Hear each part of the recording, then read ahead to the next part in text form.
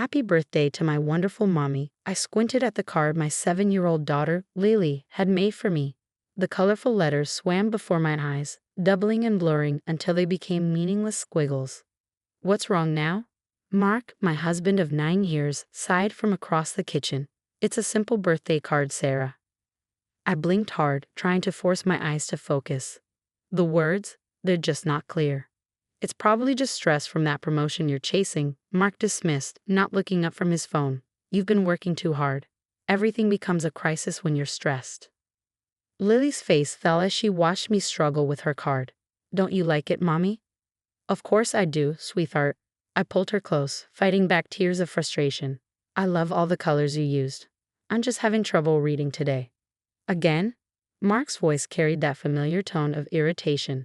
Maybe if you spent less time staring at spreadsheets and more time relaxing, you wouldn't have these episodes. Episodes. That's what he called the increasing frequency of my vision problems. The double vision that made driving dangerous. The blind spots that appeared without warning. The crushing headaches that followed. I have an appointment with Dr. Reynolds next week, I said quietly, still holding Lily. Mark rolled his eyes. Another doctor. Sarah, we've been through this. The optometrist said your eyes are fine. The GP said you're fine. You're just working too hard, I finished bitterly. Stressed? Imagining things. Well, if the shoe fits. He stood up, grabbing his car keys.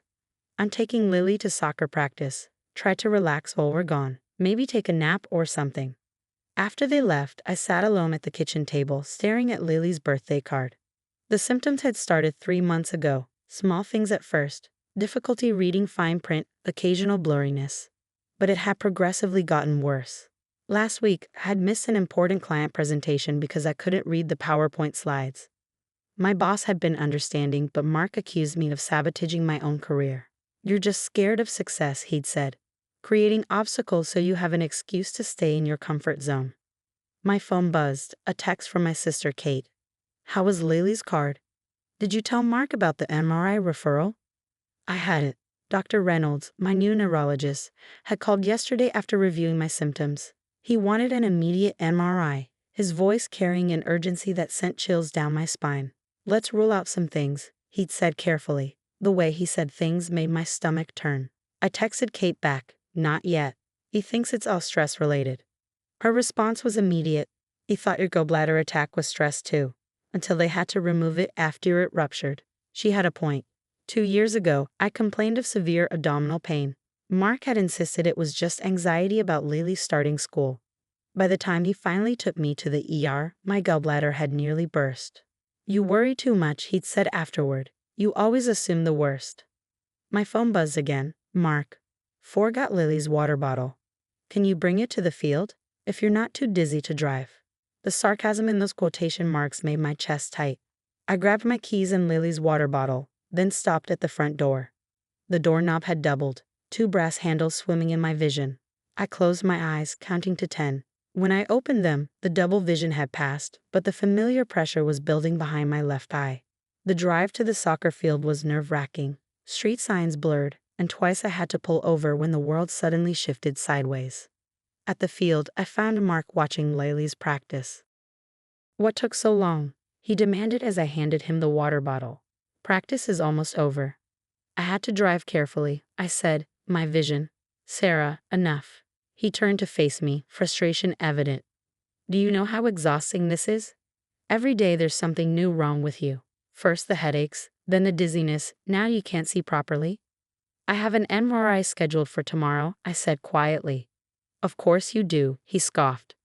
More unnecessary medical bills because you've WebMD'd yourself into believing something's seriously wrong. The neurologist ordered it. I started to explain, but he cut me off. A neurologist? Seriously? Who's next? A brain surgeon? A witch doctor? Lily's coach blew the final whistle, and our daughter came running over, her ponytail bouncing. Mommy, did you see my goal? She asked excitedly. I hadn't. The truth was, I'd barely been able to distinguish her from the other little girls in blue uniforms.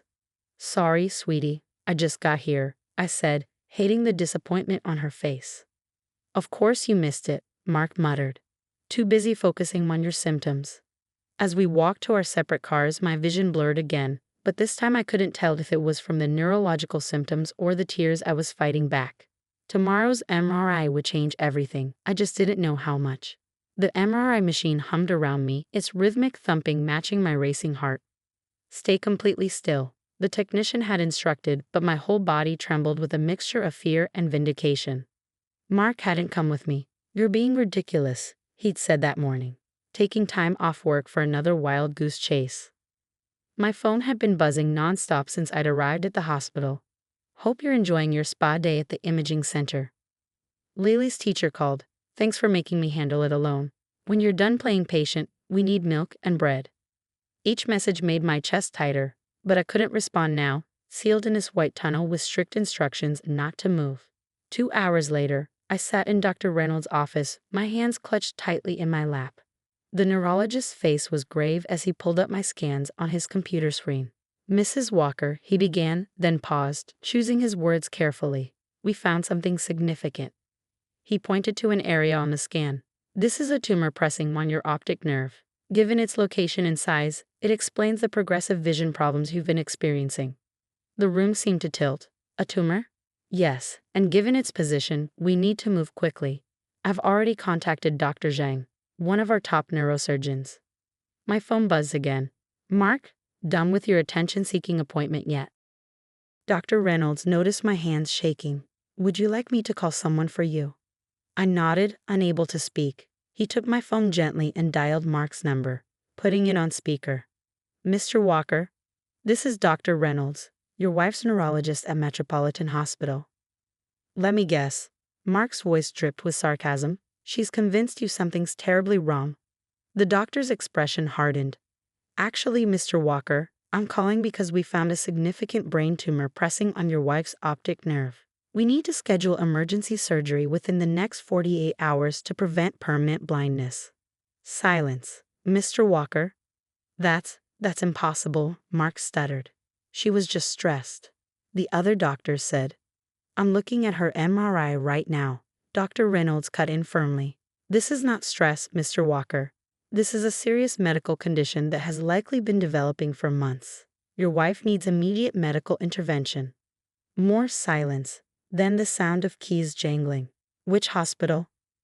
"Metropolitan, 4th floor, neurology department." After hanging up, Dr. Reynolds turned to me. "The surgical team is ready to meet with you. Would you like to wait for your husband?" I nodded, still processing everything. A tumor. All those times I complained about my vision, all those times Mark had dismissed me. Mark arrived 30 minutes later, his face ashen. He stopped dead in his tracks when he saw me sitting with the surgical team, surrounded by brain scans and consent forms. "Sarah," he whispered. "Mr. Walker," Dr. Zhang interrupted. "Please join us. We were just explaining the surgical procedure to your wife." The surgeon pointed to various images, explaining how they would remove the tumor, the risks involved, the recovery process. Mark sank into a chair beside me, his hand reaching for mine, but I pulled away. "If left untreated," Dr. Zhang continued, "the tumor will cause permanent blindness. Even with immediate surgery, there may be some lasting vision deficits." Lasting effects. Mark's voice cracked. "But all those times, I told her it was nothing." "Unfortunately, dismissing neurological symptoms is quite common," Dr. Reynolds said pointedly. "Many patients face skepticism from family members until a crisis point is reached." Mark flinched at the implied criticism. "I'll need someone to care for me after the surgery," I said quietly. "Someone who will take my symptoms seriously." "I will," Mark said quickly. "Sarah, I'll take care of everything." I've already called Kate," I interrupted. "She's taking time off work to stay with me." The hurt on his face was almost satisfying, but mostly it just made me tired. So tired of fighting to be believed, to be heard, to be taken seriously. "But I'm your husband," he protested weakly. "Yes," I agreed, "you are. And every time I needed you to believe me, to support me, to just listen to me, you chose not to." Dr. Zhang cleared her throat. "We need to discuss pre-surgical preparations. Mrs. Walker, would you prefer to have this conversation privately?" I looked at Mark, saw the guilt and fear warring on his face, and made a decision that had been months in the making. "Yes," I said, "I would." As Mark stepped out of the office, I caught a glimpse of him wiping his eyes. Part of me wanted to comfort him, to say it would all be okay. But another part, the part that had been silenced and dismissed for so long, knew that some things couldn't be fixed with simple apologies. Tomorrow, they would remove the tumor from my brain, but the damage to my marriage, that might be beyond repair. The weeks following brain surgery passed in a blur of recovery rooms, physical therapy, and uncomfortable silences. Marr hovered at the edges of my hospital room, while Kate took charge of my care, his presence a constant reminder of all the times he'd been absent when I truly needed him. Your vision should gradually improve, Dr. Zhang explained during a follow-up appointment. The surgery was successful, but healing takes time. Mark, sitting in the corner, spoke up hesitantly. And the headaches she was having? The ones I said were. He trailed off, unable to finish. Were also caused by the tumor, Dr. Zhang confirmed flatly, as were the dizzy spells, the fatigue, and the coordination issues you attributed to clumsiness. Each symptom she listed seemed to physically pain him. Good, I thought, then immediately felt guilty for the vindictive thought. Back at home, with Kate staying in our guest room, the dynamic was strained. Mark tried. God, he finally tried. He brought me water, checked my medication schedule, and drove me to appointments without a single sarcastic comment. But his efforts only highlighted how little support he'd offered before. One evening, I found him in Lily's room, holding her birthday card, the one I couldn't read. Daddy, why are you crying? Lily asked from the doorway, startling us both. Because I made some big mistakes, sweetheart, he answered, his voice rough. And I don't know how to fix them. Later that night, after Lily was asleep, he found me in the living room. I found these, he said, placing a stack of papers on the coffee table. They were printouts of his text messages to me over the past year. Playing patient again? Another imaginary symptom? Drama queen mode activated. Reading them now, seeing his dismissive cruelty in black and white, made my surgical scar throb. I was awful, he whispered. I was worse than awful. I was abusive. The word hung heavy in the air between us. It was the first time either of us had named it for what it was. Why? I asked, the question that had haunted me through my recovery. Why was it easier to believe I was lying than sick? He sat heavily on the couch, keeping his distance. I told myself I was being practical, level-headed, that you were the emotional one, the anxious one. He paused, struggling. But the truth is, I was scared. Every time you said something was wrong, I shut it down because I couldn't handle the possibility of you being seriously ill. So you made me handle it alone. Yes, he wiped his eyes. I convinced myself I was helping you by not feeding into your fears. Instead, I just made you suffer in silence. Kate appeared in the doorway, her expression protective. Sarah needs to rest. But I shook my head. It's okay, Kate. We need to have this conversation. After she reluctantly left, Mark pulled out one last paper, a referral to a marriage counselor. I know it might be too late, he said quietly. I know I might have destroyed any trust you had in me. But if you're willing to try, I want to learn how to be the husband you deserved all along. I looked at the referral, thinking about all the moments that had led us here, the dismissed symptoms, the mocking texts, the lonely doctor's appointments. I can't make any promises, I said finally, but I'm willing to try counseling. His relief was palpable, but I held up my hand. On one condition. Anything. You need individual therapy too, because this wasn't just about my illness. This was about your need to control situations by dismissing them. And I won't risk Lily growing up thinking that's how relationships work. He nodded, tears falling freely now. I've already started. 2 sessions so far. That surprised me. You have? The day of your surgery, watching them wheel you away. He swallowed hard. I realized I might lose you, either to the tumor I ignored or to the damage I caused. I found a therapist that afternoon. We sat in silence for a while, the weight of years of dismissal and denial between us. I saw the goal, he said suddenly. What?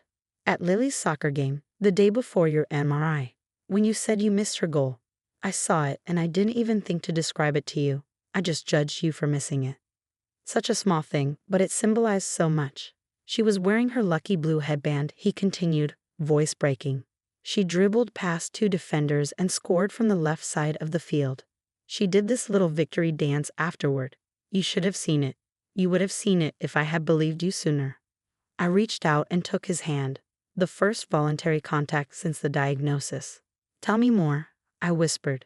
Tell me everything I missed while you were busy telling me nothing was wrong." And as he described every detail of our daughter's triumph, I realized that maybe, just maybe, there was hope for us after all.